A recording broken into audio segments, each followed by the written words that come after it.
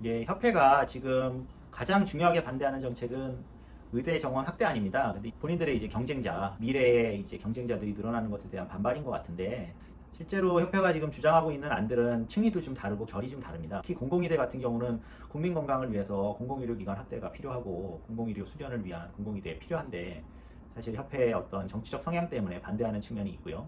그리고 이제 의사정원 확대안도 사실 정부안도 상당히 문제가 많지만, 아예 이것을 전면 백지화하고, 지금 OECD 국가 대비로 의사수 정원이 상당히 저희가 부족한 나라인데 의사 정원을 아예 늘리면 안 된다 이렇게 주장하고 있기 때문에 협회의 주장은 상당히 명분이 약하고, 그리고 대안 제시도 없어서 문제가 많다고 생각합니다.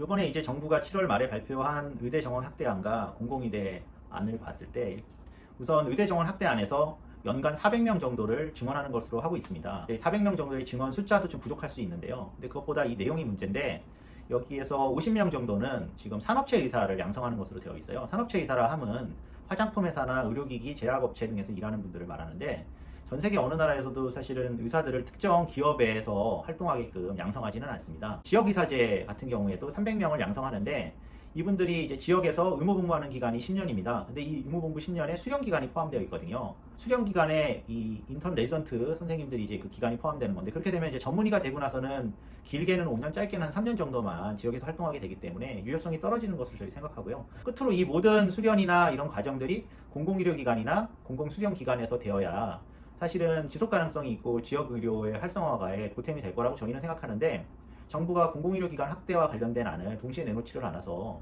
사립의료기관들의 인력 충원만 해주는 것이 아닌지에 대한 의구심이 드는 그런 상황입니다.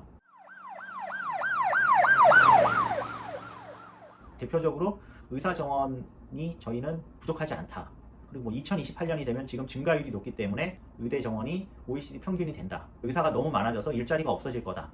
이런 괴담들을 막 퍼뜨리고, 사실 이 모든 것들이 다 팩트가 아닙니다. 근데 이런 것들을 젊은 의사분들한테 공유가 되다 보니까 훨씬 더 강경한 기후들이 생기는 것이고요. 여기에 대해서는 기성 의사들 그리고 정부가 좀 책임 있게 젊은 의사들을 계속 만나서 설득해야 된다고 생각합니다. 보건의료 정책과 보건의료 인력 부문은 국민 건강과 밀접한 연관이 있고, 또 다른 사회복지 영역, 뭐 돌봄 서비스나 이런 것들과 다 밀접한 연관이 있기 때문에 의사협회와 같은 이런 특정 직능가만 논의한다는 것은 말이 안 되고요.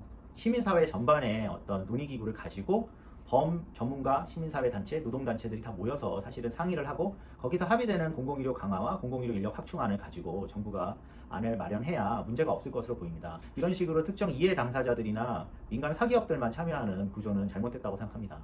네, 오늘 좋은 말씀 감사합니다. 네, 감사합니다. 고맙습니다.